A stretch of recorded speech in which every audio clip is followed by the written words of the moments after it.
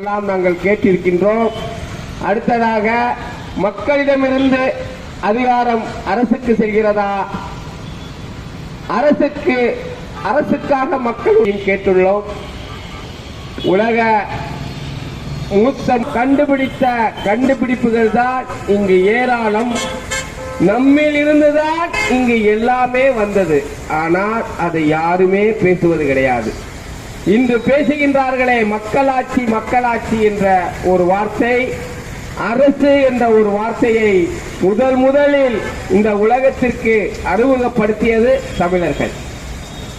ஒரு மன்னனை தேர்ந்தெடுப்பது கூட எப்படி தேர்ந்தெடுப்பது என்பதை தமிழர்கள் தனது வாழ்வியலில் தீர்மானித்து தனக்கான மன்னனை, தனக்கான அரசனை மக்கள் தான் தேர்ந்தெடுத்தார்கள்.